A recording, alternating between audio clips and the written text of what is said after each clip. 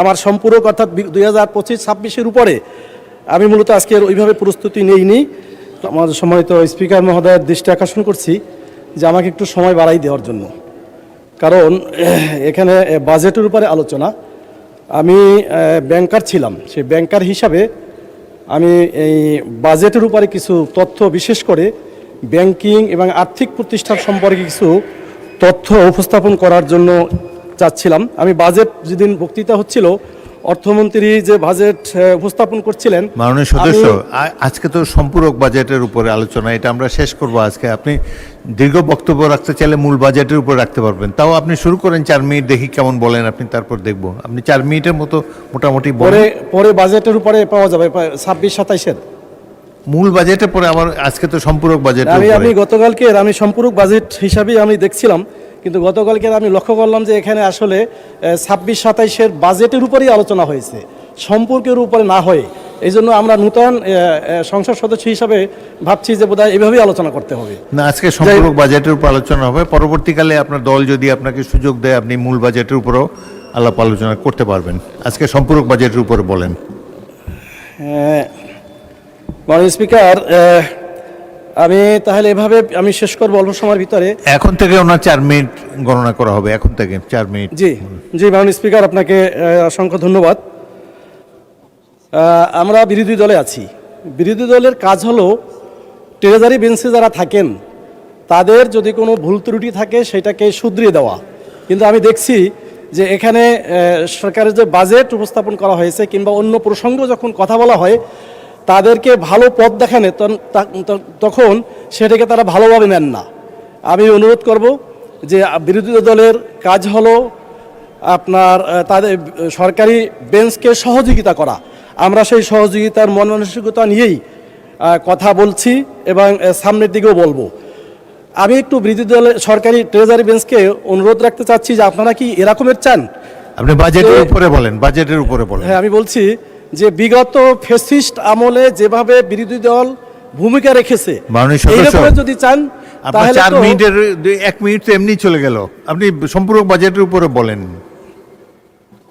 জি মাননীয় স্পিকার, আমি সম্পূরক বাজেট গতকালকের যেভাবে ধারাবাহিক সেই অনুযায়ী আমার সম্পূরক অর্থাৎ 2025-26-এর উপরে আমি মূলত আজকের ওইভাবে প্রস্তুতি নেইনি।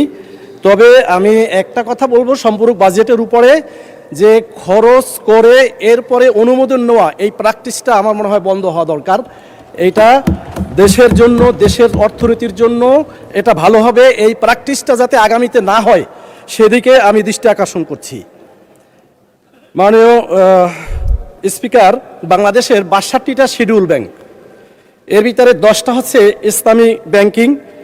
আর বাংলাদেশের ব্যাংকগুলার মোট ডিপোজিট হচ্ছে 19,70,000,19.73 লাখ করোড়। বিনিয়োগ হচ্ছে 17.78 করোড়। অর্থাৎ এখানে যদি আমরা দেখি যে স্প্রেড আছে 1.95 লাখ করোড়। আমি সেখানে সিএলআর এসএলআর যদি আমরা হিসাব করি তাহলে 13% এবং 4%, তাহলে দেখা যাবে যে গোটা ব্যাংকিং ইন্ডাস্ট্রিতে আমাদের বিনিয়োগের মতো আর কিছু থাকে না, বরং মাইনাস হয়।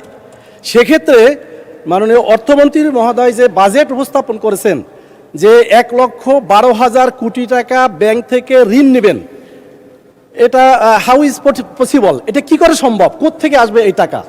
আর ইতিমধ্যে ব্যাংকিং ইন্ডাস্ট্রির যে অবস্থা সৃষ্টি হয়েছে, ব্যাংকিং ইন্ডাস্ট্রিতে যে গুড গভর্নেন্স প্রতিষ্ঠা, জবাবদিহিতা প্রতিষ্ঠার যে লক্ষণ সেটা আমরা দেখছি না, বরং ব্যাংকিং ইন্ডাস্ট্রিতে একটা অস্থিরতা বিরাজ করছে।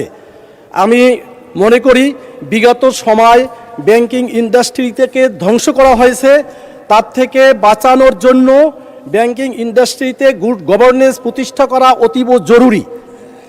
এখান থেকে আবার দেখা গেছে যে একদিকে সরকার রেস্কিউ ফান্ড 40,000 কোটি টাকা দিবেন, অন্যদিকে আবার 1,12 কোটি টাকা এখান থেকে আবার ঋণ নেবেন।